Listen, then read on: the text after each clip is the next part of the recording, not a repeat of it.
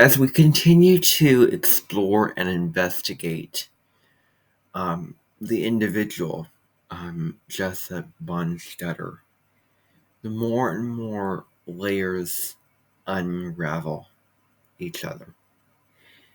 And life and people are complex, and they're an onion, and the onion has layers. I'm only going to get to know this person for a certain amount of time and certain days on Tuesday, Thursday, say for spring break. But I will know enough of this person to be able to try to find the little characteristics and traits that I find and that I feel are important to talk about. And I'm going to continue talking about those today on this episode. And we're talking today about what it means to be a setting on the dryer. And a setting on the dryer is a metaphor for meaning kind of boring, mundane, normal. And normal in the sense of being robotic, because let's face it, what is normal but perfect in normality? Or, everyone's unusual, everyone has flaws and strengths, everyone has quirks and downsides, their own individual things they do, the clothes that they wear, how they talk, what they're interested in, and what they do as a career. And everyone has his or her own unique contribution. And so nobody really is a setting on the dryer.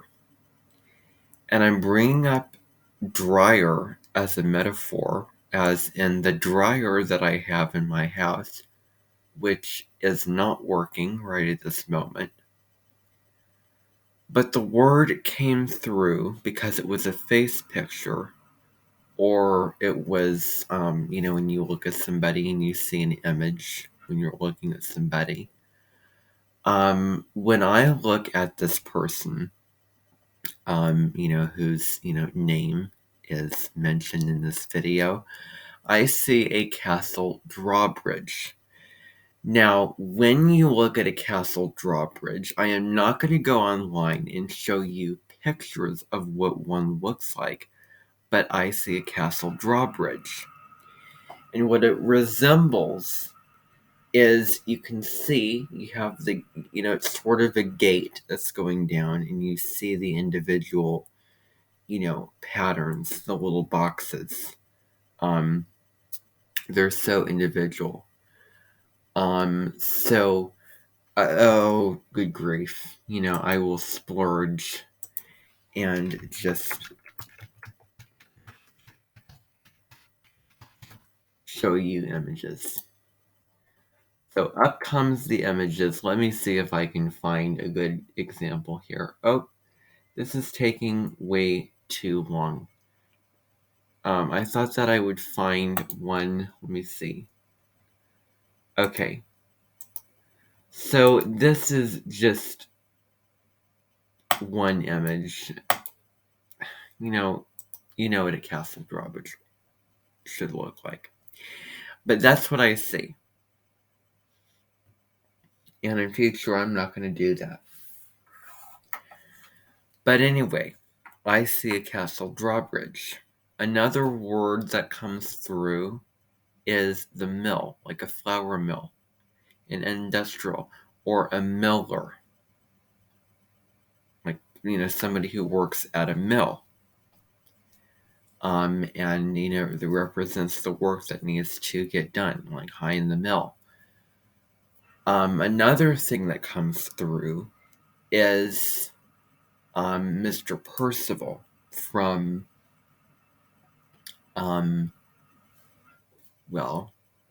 Thomas and Friends. And he was on the leader of the narrow gauge railway, ordered Duncan, Rusty, Scarlowry, and all the others around It was a, child's play setup with engines that are meant to represent children learning and growing.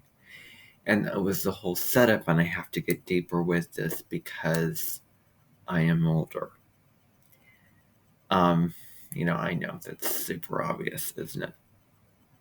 But when I look at this person, I see Mr. Percival, also known as, aka the Sin Controller, opposite Sir Topham Hatt, who, led the main engines on the island of Sodor, rudely referred to as the Fat Controller. So, this person's height and size, I'm going to share that image again that I was sharing before.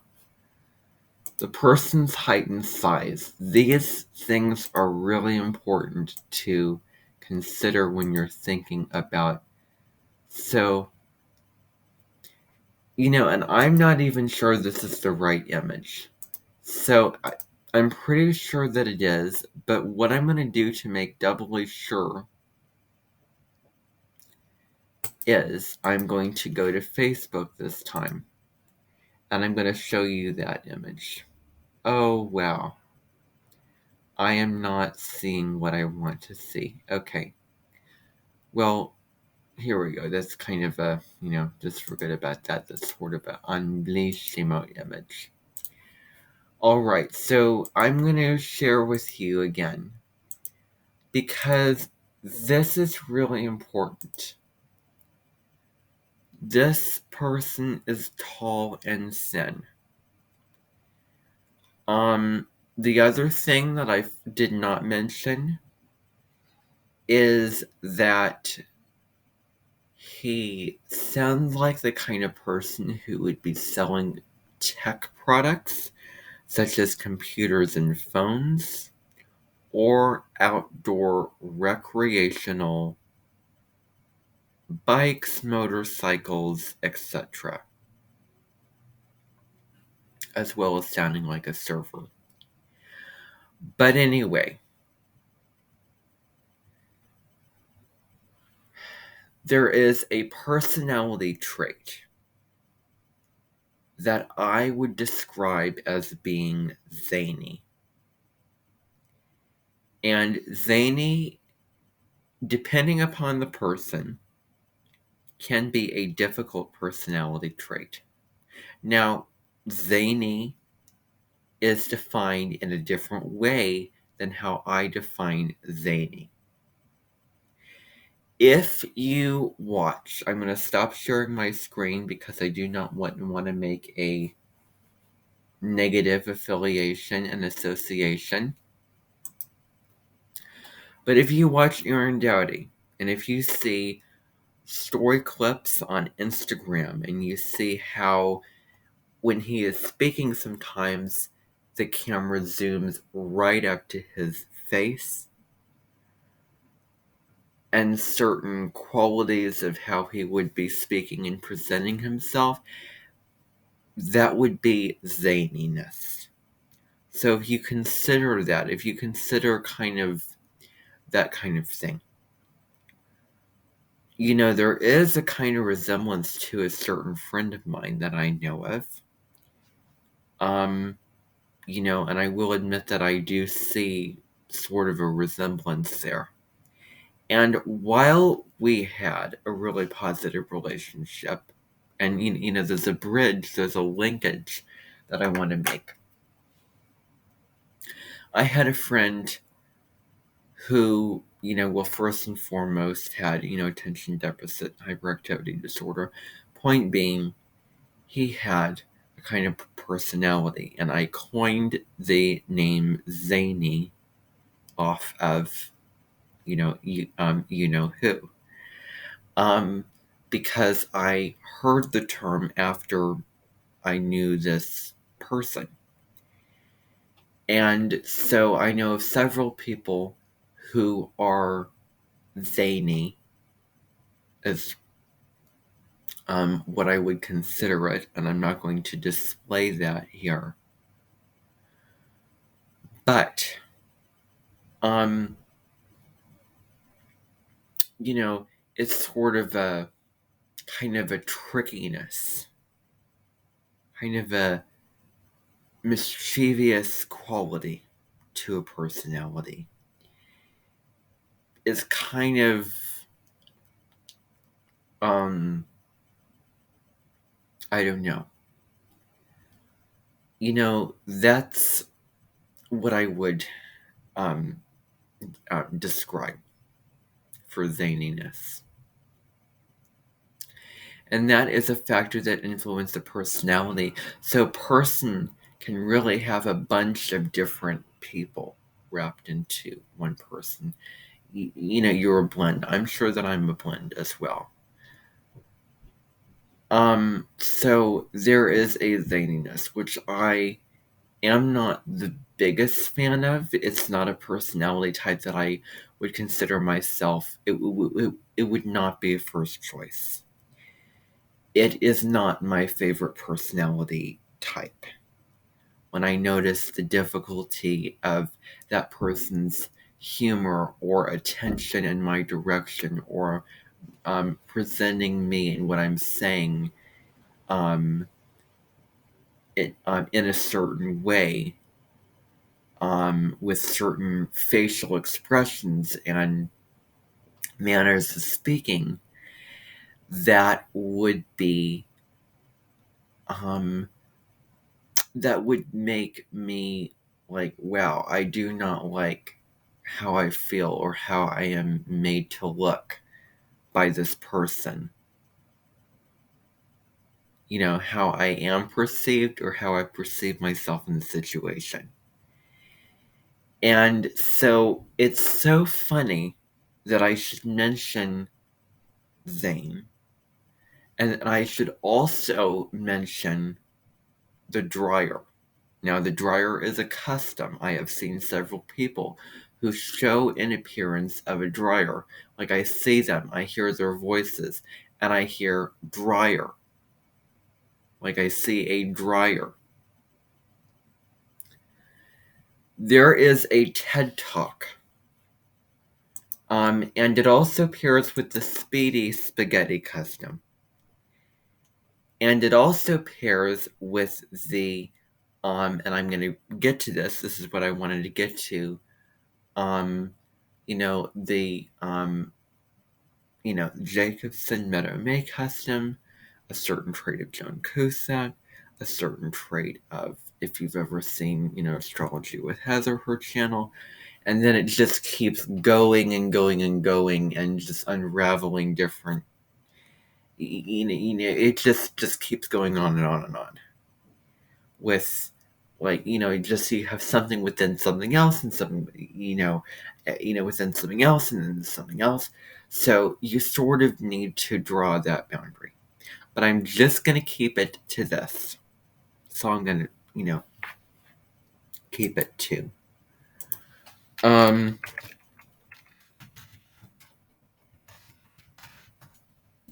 See if I can, find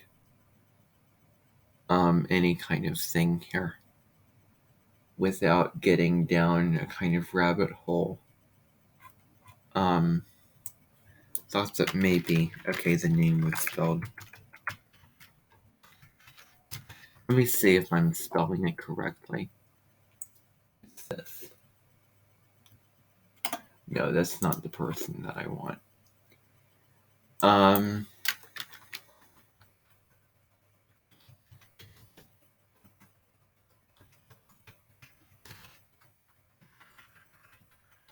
See if this is the person that I want. No. No, none of these qualify.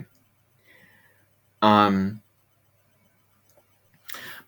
being, there's a certain quality that I notice in some people, and they are of a drier custom. Not, like drier. I mean, dry as a desert, and, I've already talked about the desert being dry before. But anyway, let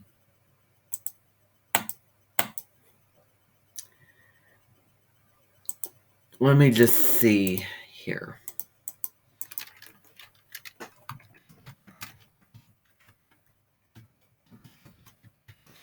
The nodes of the dryer custom. I'd like to think that all customs have their nodes. And I like to think that the nodes for the dryer custom would be South Node in Gemini, North Node in Sagittarius.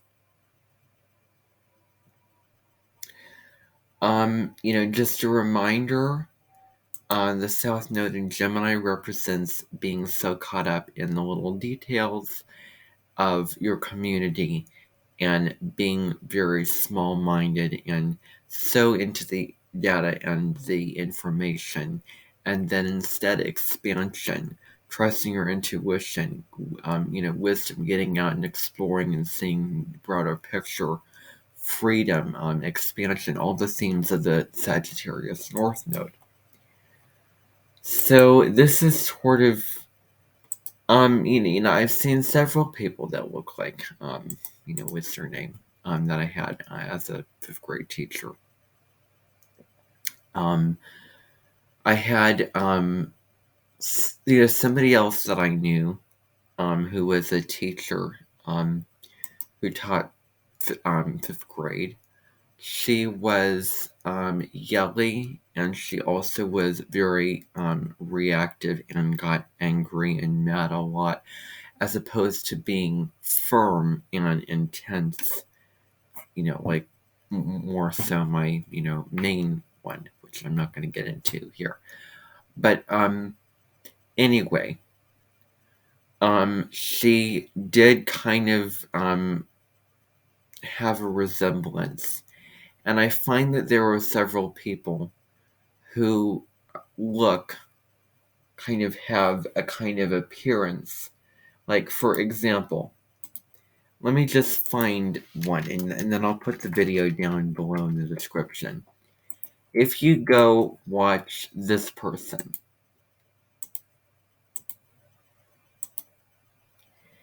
then this is kind of what I'm talking about. In terms of someone who would be feminine as opposed to masculine. The voice, the appearance sort of go hand in hand. Someone who expects a lot is kind of like a teacher. Sort of, I'm going to stop sharing here. Kind of,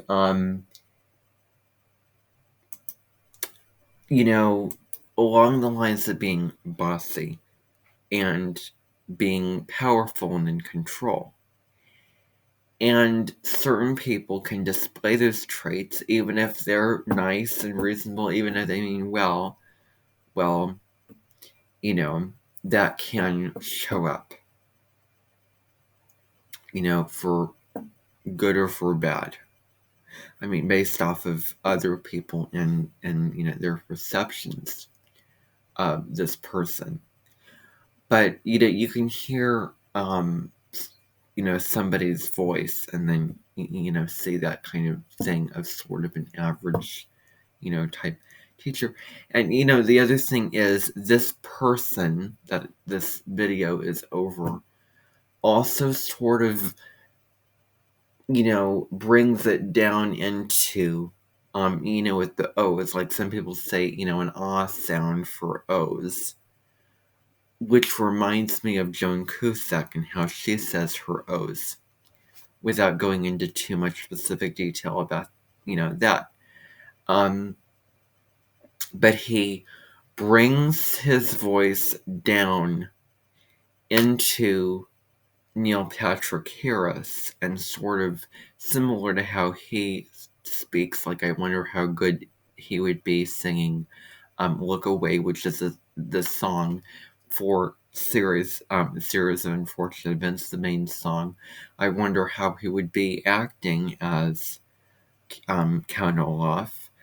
I could see this person, we're talking about Jessup. I could see this person singing guitar, maybe in a band type music. And he is a sort of someone who's really, I'd like to say, ingrained in, you know, DMX. I know somebody else who works at a coffee shop who is in resemblance to him, looks like him. However, you know, I would put him in terms of his personality over this person's personality, because it does bring up familiar experiences and feelings for what was in the past. And there is a resemblance there to the Meadow May customs of, you know, of the teacher that I had science and social studies, whose name was Melissa JAcobson, who, has a face picture of what I see is the beams that are because there's an area of this house with a fenced area, and that would be, Betty, McGarry. I see her in that fence around that area, and with Melissa, I see that ceiling underneath the house, which has bags of dirt and stuff. So I see those beams as a face picture without going into too much detail, because there's only so much I can get into here and now. But I think I covered it for the most part. So yeah. Yeah. So that's all I'm gonna say for now about this. And this is it. This is all that I want to say.